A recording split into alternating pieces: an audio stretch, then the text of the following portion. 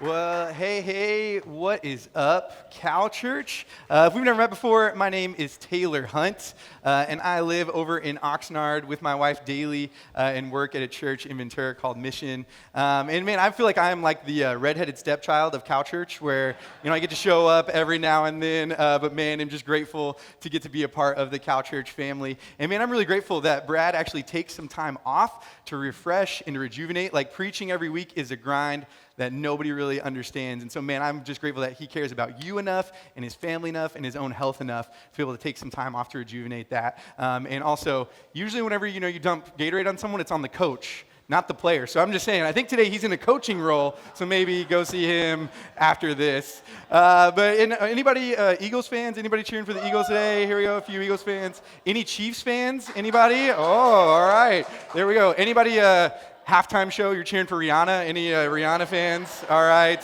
Anybody commercial fans? All right, that's what I'm talking about. And who are my people? Who are the snack fans? The snack fans. There we go. That's what I'm talking about. I hope you have just a lot of fun watching the game today. And hopefully you didn't forget that while there is a big date happening in just a couple of hours, there is also a big date happening in just a couple of days. Fellas, it is Valentine's Day right around the corner, and so hopefully you haven't forgotten. I have not always been the best gift giver to my wife, and I think I came by it honestly. My sister was the only girl in our family, and so people didn't always know how to get her a gift. Whenever she was 16 years old, someone bought her a karaoke machine, which it's a pretty good gift for a 16-year-old, except this was like the white karaoke machine that you put cassette tapes in and has the little yellow cord that leads to the mic with the red top on it that you get for like a 5-year-old.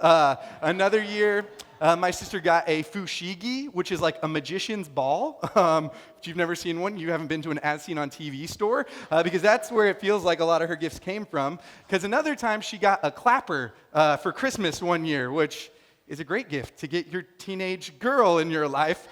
So my wife and I's very first Valentine's Day, I actually went and I got her a brand new Mission Church mug, which is the free gift that we give to anyone who shows up at our church. For the very first time, put like 6 roses in it and bada bing, bada boom. Mr. Romance saved the day.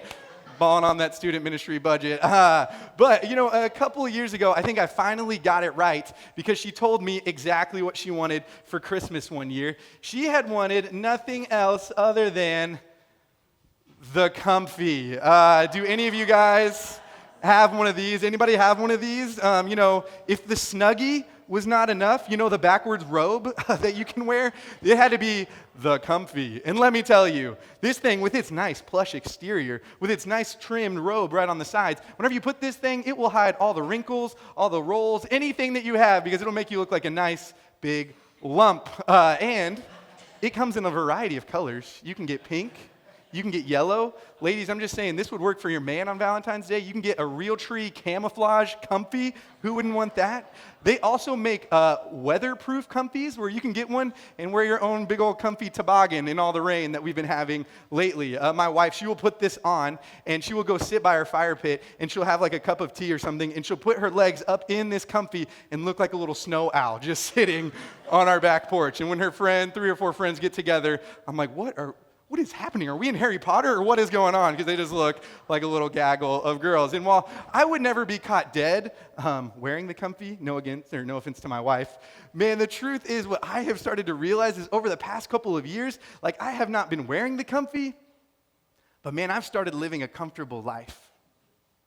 I think we've just had so much, and what I've experienced in my life is so much stress, so much turmoil, so much division and divisiveness over the past couple of years that I have started doing whatever I can with any of my extra time, attention, and energy to make sure that I feel comfortable. It's been such a crazy season in my life that whenever I get home, whenever it's been a rough day at work, I'll just get home and I'll want to, kind of numb out by eating something. There are days whenever my wife and I, we might get in a little bit of a fight, which I'm sure it's never my fault. And then I'll just want to binge out by watching TV.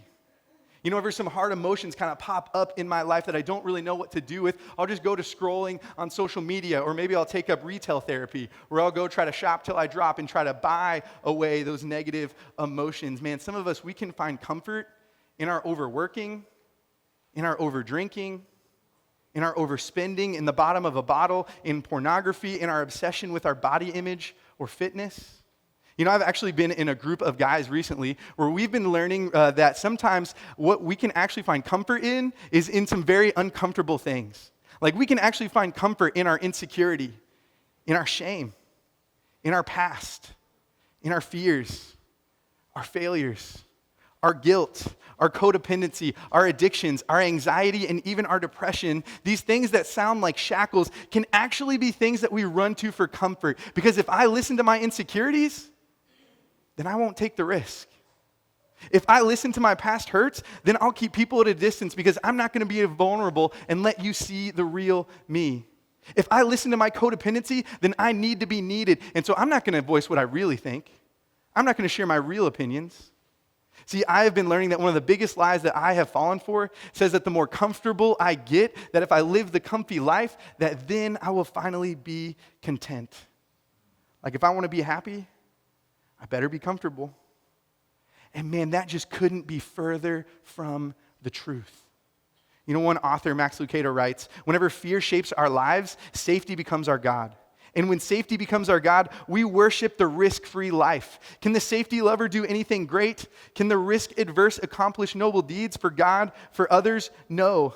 The fear-filled life cannot love deeply because love is risky.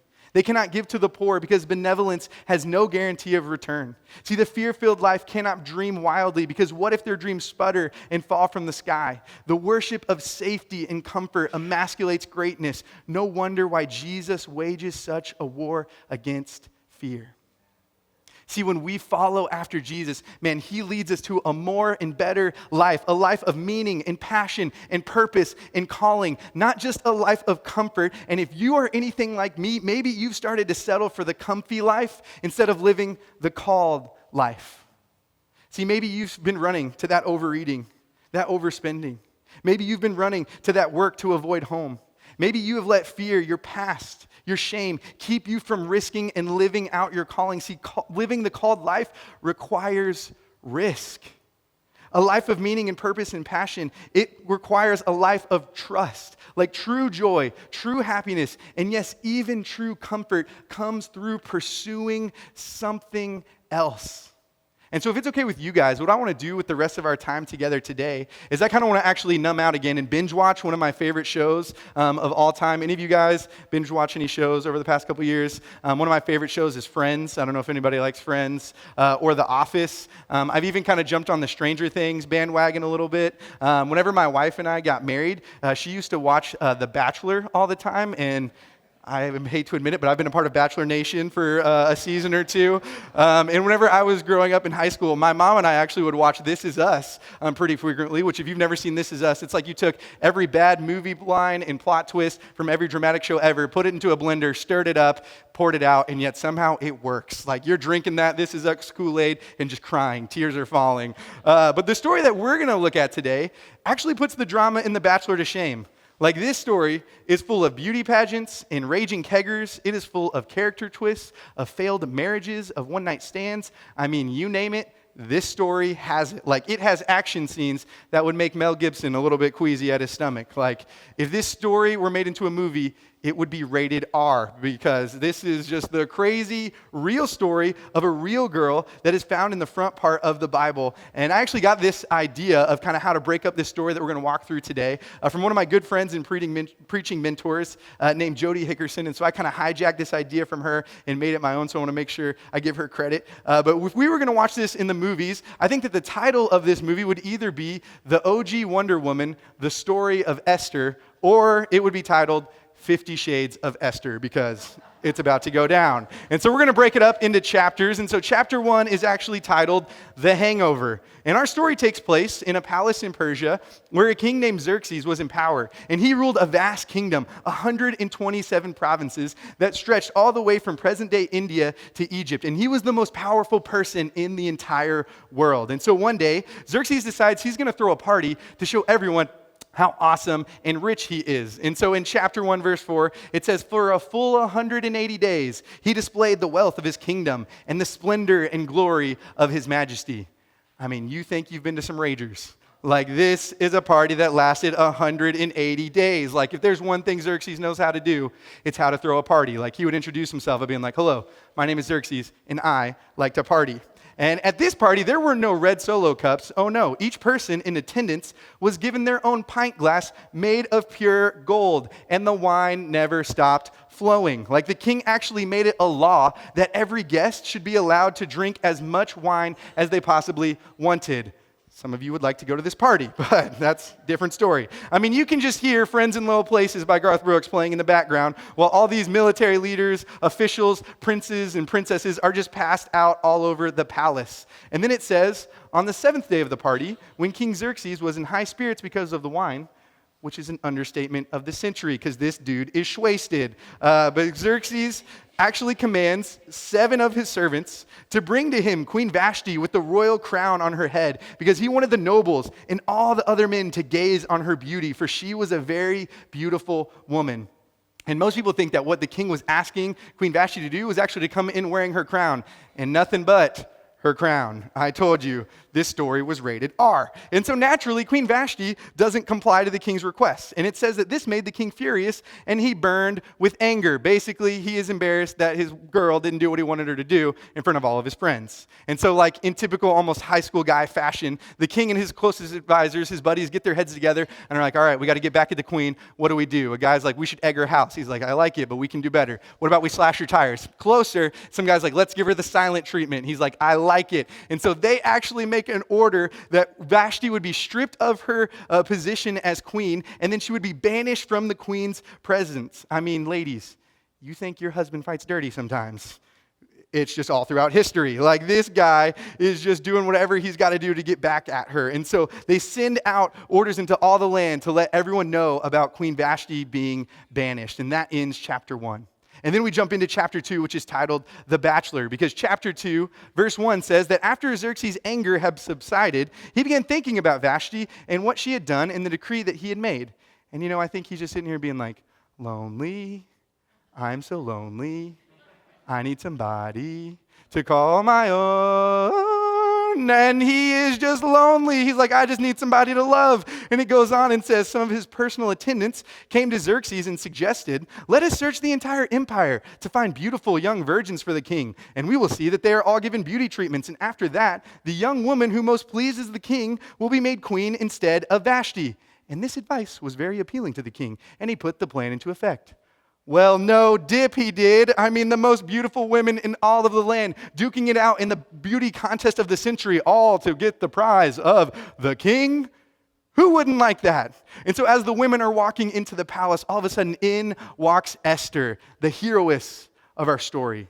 See, Esther was this Jewish orphan girl whose parents died when she was very young, and so she was raised by her uncle Mordecai. And she was described as being lovely in form, in fashion, and so the girl had it going on. Like, she was turning heads everywhere she went. When she walked into her room, Beautiful Girls by Sean Kingston just came on the stereo because that's just who she was. And so as the pageant was put into place, Esther heads into the palace with all of the other young girls to live there for about a year. And I mean, talk about your drama.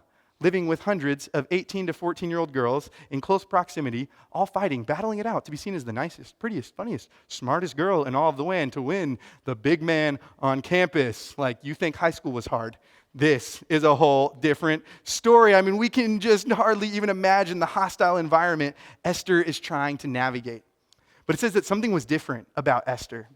And she quickly gained favor with some of the king's trusted officials. So she was given special beauty treatments, a private chef, and 7 maids to attend to her every need, and was given the best room in the house.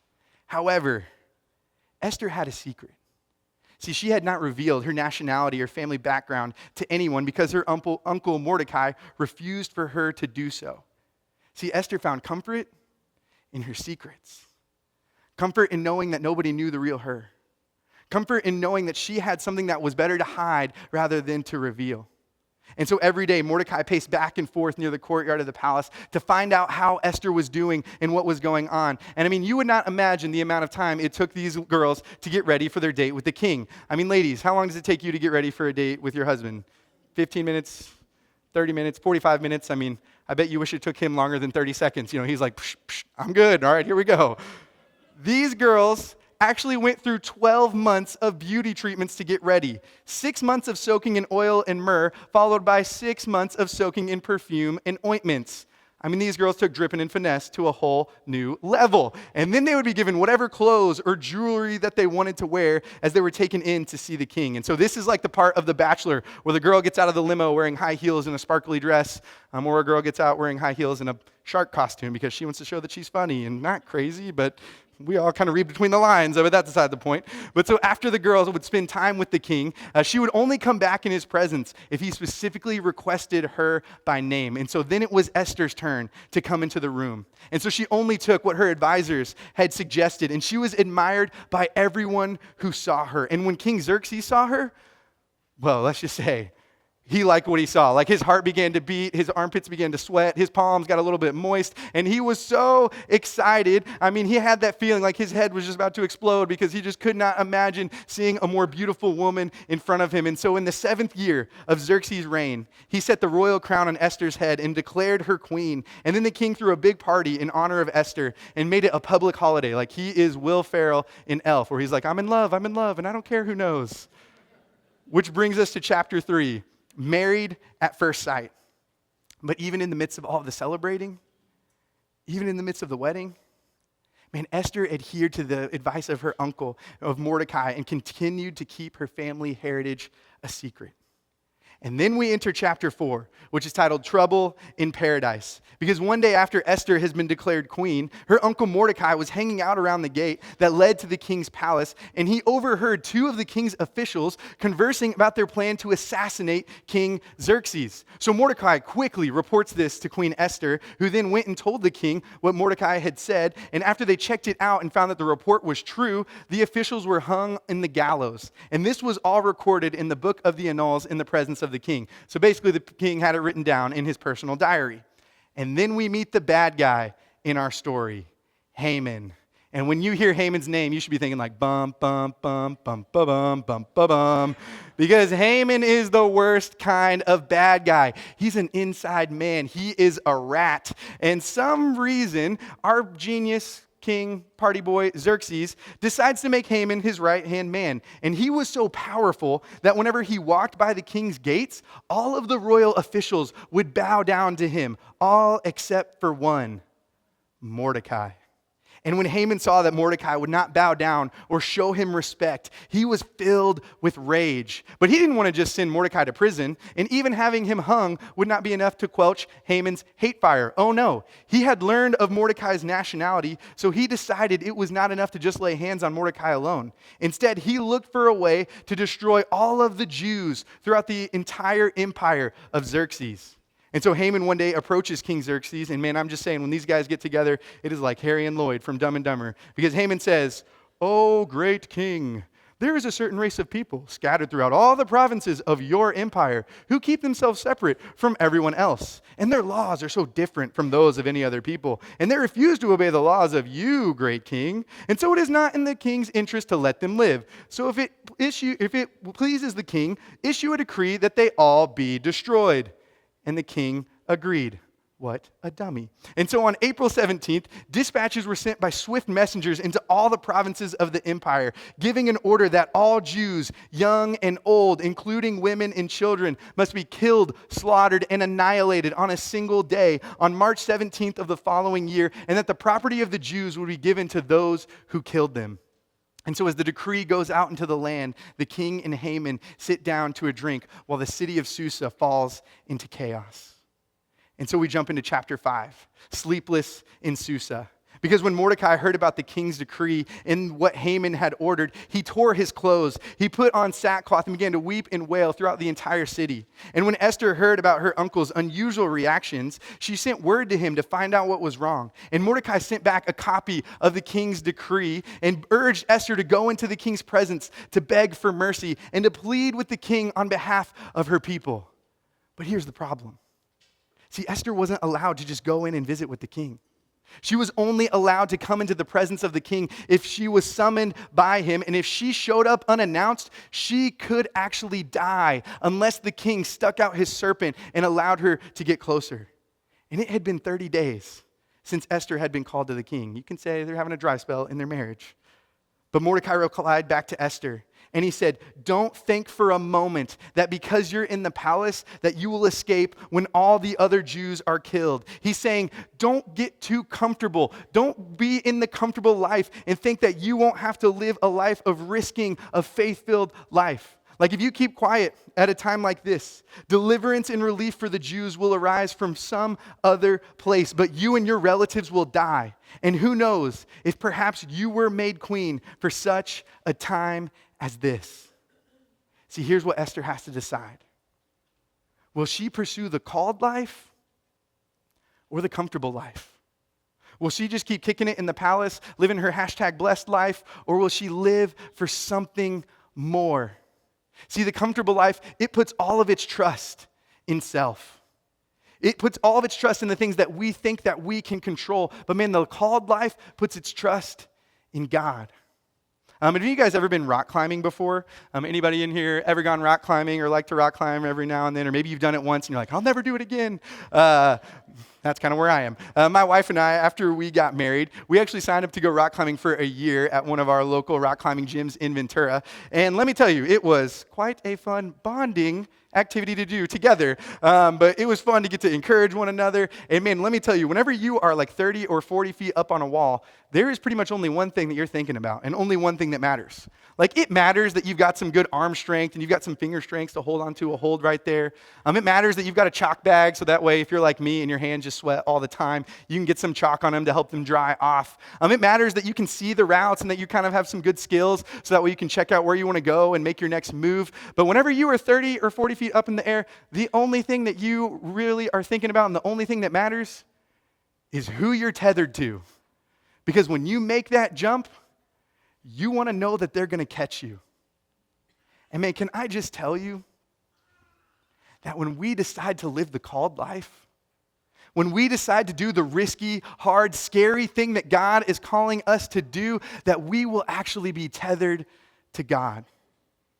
You know, author Henry Nouwen, he writes about one time where he was talking about pursuing calling over comfort, and he tells of a lesson of trust that he learned from a family of trapeze artists known as the Flying Rodelets. And he visited with them for a time after watching them fly through the air with elegance and poise. And when he asked one of the flyers the secret of trapeze artists, the acrobat gave him this reply.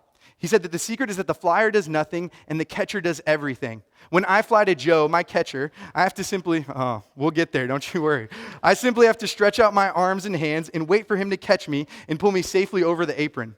The worst thing that the flyer can do is to try to catch the catcher. I'm not supposed to catch Joe. It's Joe's task to catch me. And if I grab Joe's wrists, I might break them or he might break mine. And that would be the end for both of us. And then check out this part.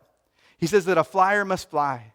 And a catcher must catch. And the flyer must trust with outstretched arms that his catcher will be there for him.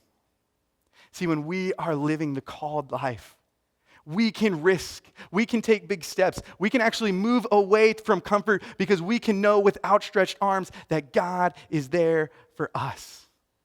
But see, the hard part is usually whenever it comes to trusting God, that all sounds really nice, but it usually feels a little bit more like this picture that popped up just a second ago, where it's like, we are the sumo, and we're reaching out, and we're like, I don't know, can God catch me? I'm not really sure. See, someone once said that faith is moving all the way to the edge of all knowledge and fear that you have, and then taking one more step. See, living a called life is one that requires risks. It's one that requires sacrifices. It's one that requires us to do the things that scare us the most, like sending that text to your son. Like making amends with your mom. Like forgiving your dad. The called life looks like writing that check, taking that job, coming home at 5 p.m. and turning off your work phone so that you can be present with your first calling, the call to be a husband and a wife. See, the called life looks like doing the risky thing and going to the meeting. It looks like admitting that you need help. It looks like setting up the counseling appointment and working through that hard stuff, that pain, that grief in your past that you've just tried to shove away. The called life looks like facing your fears, like living a life of radical hospitality where you include others, people that look different than you, vote different than you, that think differently than you. You invite them into your home and you treat them like family. Like the called life, man, it's one where we live radically and ridiculously generous, where we sell that boat, where we say we're sorry, where we listen to people we disagree with, where we report all of our income on our taxes. It might look like getting in a group. It might look like signing up to serve. It might look like caring for an elderly person. It might look like saying you're sorry and writing a letter to someone that's already passed away, but you're still carrying that anger and bitterness and resentment around with you. Like, the called life will involve risk. And I don't know what God might be calling you to do, but I know that he's calling us all to walk by faith and not by sight.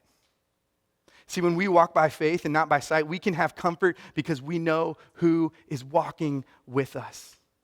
See, just like Esther, we all get to decide, will we live the called life or the comfortable one?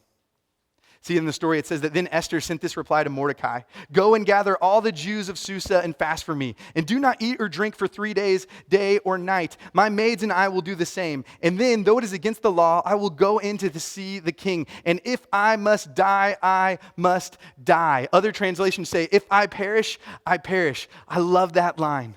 Like, when we live by faith, we know that we can risk and leave all the consequences to God. Like, that's what faith is taking the step and leaving the consequences to him. And so when we live the called life, we can say, you know what?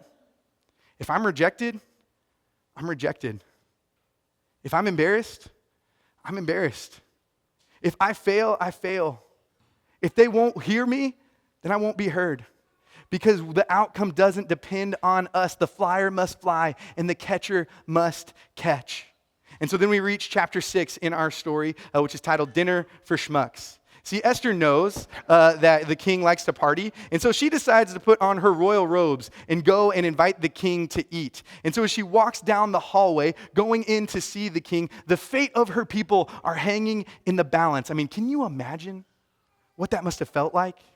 That long walk down the corridor, the fear of not knowing what would become of you and become of your people. Like, Esther is just a 14-year-old girl. Imagine the anxiety of knowing the fate of thousands, maybe tens of thousands, rested in your hands. Imagine the stress as you see images of smiling faces rolling through your mind, knowing that it all depends on you. I mean, this feels like it is too much to ask. The called life is risky. And yet, as she gets towards the end of the hallway, she takes a deep breath. She walks in front of the king and awaits her fate to be revealed. And it says that the king was sitting on his royal throne facing the entrance. And when he saw Queen Esther standing there in the inner court, he welcomed her and held out the gold scepter to her. And the king asked, "What do you want, Queen Esther? What is your request? I will give it to you, even if it is up to half of the kingdom." And so Esther said, "I'll take half the kingdom." All right, there we go. I'm good. And the story is over. No, I'm just kidding. Esther said, "If it pleases the king, let the king and Haman come to a banquet that I have prepared for the king." And so he turns to his attendants and they call for Haman, and quickly they go to a banquet of like filet mignons and shrimp and the best wine that money can buy. And while they're sitting and eating, the king asked her, "Esther, what is it that you want? You can ask for up to half of the kingdom and I'll give it to you." And Esther, slightly frightened in this moment, asked the king and Haman to actually come back for another banquet the next day. And so when the meal is over, Haman is floating on cloud 9. He's like, I'm the man, I'm the man, I'm the man. Yes, I am, yes, I am, yes, I am. Like, no one else was invited to this banquet except for me and the king. I am the dude. And so he is telling everyone about his dinner party with the king and the queen and how he was the only person invited. If someone else said, "Oh, I had a pretty good day too," he was the one-upper and was like, "Oh yeah, but I had a better day." This is what happened. He is floating on clouds when all of a sudden he goes by the palace gate and he saw Mordecai sitting at the gate, not standing up or trembling nervously, and Haman became furious. He's like, "It doesn't even matter that I went to the banquet because my whole life is the worst right now because that guy won't bow down to me." And so then we enter into chapter 7, which is titled The Biggest Loser. See, Haman heads home, now feeling all defeated, and his wife Zeresh and all of his friends said to him, "Why don't you have a gallows built 75 feet high and ask the king in the morning to actually have Mordecai hanged on it? Then go with the king to the dinner and be happy." And this suggestion delighted Haman, and so he had the gallows built. But that night, the king actually had a little bit of trouble sleeping. So he ordered an attendant to bring the book of history of his reign so that it could be read to him. This is his personal diary, the book of the Annals. And so the king's like, "I can't really sleep right now. I'd like to hear a bedtime story. What better story to hear than a story about me? So read to me from my diary." And so his attendant begins to read him from his own diary, and he realizes that he never did anything to recognize Mordecai for helping him avoid the assassination. And so what reward or recognition did we ever give Mordecai for this? The king asked, and his attendants replied, "Nothing has been done for him." And so right as the king realizes this, all of a sudden there's a commotion out in the courtyard. And who is that in the outer court, the king asked. And as it happened, Haman had just arrived in the outer court of the palace to ask the king to hang Mordecai on the gallows that he had prepared. But before Haman can get his request out, Xerxes actually asked Haman, Haman, what should I do for the one that I want to honor? And Haman's sitting there and he's like, okay, who would the king want to honor more than me? I get to pick my own reward. This is like I found the genie's lamp. This is a jackpot right here. And so he says, well, I will humbly reply, oh, great king, if you wish to honor someone, you should bring out one of the king's royal robes, as well as the horse that the king himself is ridden on, one with the royal emblem on its head, and let the robes and the horse be handed over to the one of the king's most noble officials. And then let him see that the man whom the king wishes to honor, who could that be, is dressed in the king's robes and led throughout the entire city square on the king's horse, which would have made this person like equal to the king. And have the officials shout as they go, this is what the king does for someone he wishes to honor. Excellent, the king said to Haman. Quick, take the robes and my horse and do just as you had suggested for Mordecai the Jew, who sits at the palace of the gate, and leave nothing out that you have suggested. And so sure enough, Haman has to walk around the entire city with Mordecai sitting on the king's horse wearing the king's robes, and he has to go around shouting, this is what the king does for someone he wishes to honor. Ugh. And so after Haman parades Mordecai around all throughout the city, he actually goes back to dinner, the second dinner with Esther and the king. And as they recline at the banquet before them, the king asks Esther what is on her mind and what is it she wants. And in a moment of radical trust, in a moment of taking a leap of faith, Esther actually reveals her Jewish heritage to the king and says that somebody has ordered for all of my people to be destroyed. And the king exclaimed, who would do such a thing? And Esther replied, the wicked Haman is our adversary and our enemy. And Haman grew pale with fright before the king and queen. And the king gets outraged, so he gets up from the banquet and heads quickly outside. And Haman's face just turns white as it can be. And so he begins to grovel at the queen's feet when all of a sudden he slips and he falls. And in despair, it says that he fell on the couch where Queen Esther was reclining just as the king was returning from the palace garden. And that is a big no-no, looking like you're messing around with your king's girl. The king exclaimed, will he even assault the queen right here in the palace before my very eyes? And as soon as the king spoke, his attendants covered Haman's fate, signaling his doom. And right then, I love this. One of the attendants pops up and says, excuse me, king. Haman actually has had a gallows built that stands 75 feet tall in the courtyard right next to his house. And he intended to use it to hang Mordecai on, the man who saved the king from assassination. And the king says, then hang Haman on it, the king ordered. So they hung Haman on the gallows that he had set up for Mordecai, and the king's anger subsided. I mean, I told you, this story is crazy. I mean, if that is not enough, Haman is hung on the gallows that he had built for Mordecai. Mordecai now gets promoted to Haman's position, the number 2 position in all of the kingdom. And because you cannot renounce one of the king's decrees that has already been issued, Mordecai actually issues a decree that the Jews can fight back when anyone comes after them. And so on March 7th, the 2 decrees of the king were put into effect. And on that day, the enemies of the Jews had hoped to overpower them, but quite the opposite happened. It was the Jews who overpowered their enemies. I mean, come on. Isn't that just an incredible story? And all of that, none of that ever would have happened if Esther would have just settled for the comfy life. Like if she would have just continued to trust in herself, trusted in what she could control, if she would have refused to step out, to take a risk, to live by faith, if she would have refused to do that, her entire people would have been annihilated. Man, comfort or calling, we all get the choice of what we're living for. See, whenever we read through Esther's story, man, it just begs us to ask the question, so what about us? Like, are we living the comfortable life where we're stuck finding comfort in our stuff, finding comfort in our past, finding comfort in our shackles? Like, what is it? What is the risk, the step of faith that God is asking us to do? And what is it that's keeping you from taking that risk, from doing the hard, scary thing that you know that God is calling you to do? See, here's my favorite part of the story of Esther. It is not the plot twists or the plot turns. It is not the drama or even the humor.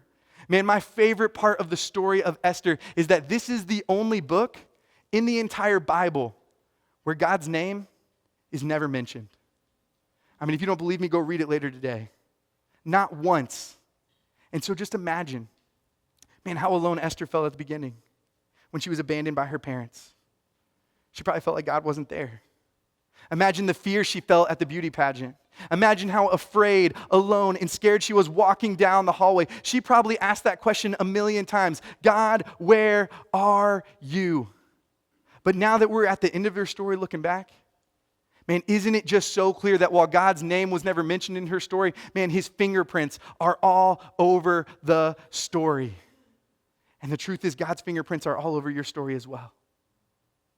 See, fear and comfort wants to convince us that God is not there, that he will not catch us if we take out and take a risk, if we live by faith. Fear wants to convince us that we should not take a chance. Fear wants to keep us stuck, to keep us down, to keep us alone, to keep us isolated. But could it be that maybe God's fingerprints are all over your story as well? Could it be that you have been put in a position, that you have been given influence, that you have been given your space and your place for such a time as this? Could it be that you are the mother to your kids for such a time as this? Could it be that you are the husband to your wife for such a time as this? Could it be that you are the boss to your employees for such a time as this? Could it be that you are the teacher at your school, that you are the neighbor to your neighbors, that you are the friend in the group, that you are the one at that meeting, that you are the person for such a time as this?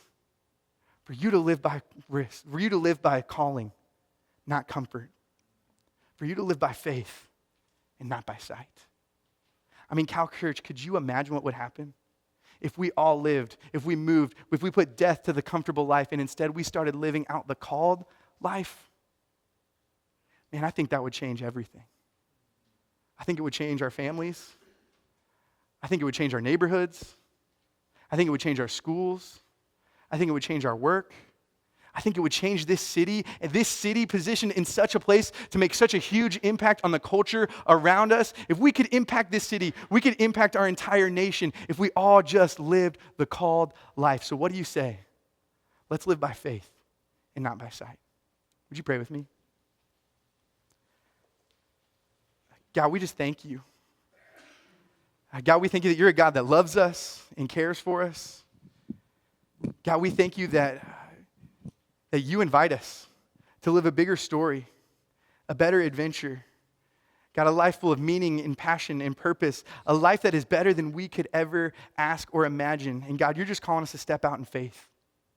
And so God, I know for a lot of us, we feel like we've had seasons of our life where God, we ask that question, where are you? And so we've become afraid to risk. We've become afraid to step out. You know, the faith-filled life is risky. It is hard, but God, there is the promise that you will be with us in the midst of all the twists and all the turns. And so God, I pray that you would just remind us who we're tethered to as we get to live this life out. God, would you just help each and every one of us to know what it is, the next step that you're calling us to take, that risk that you're taking or calling us to live out.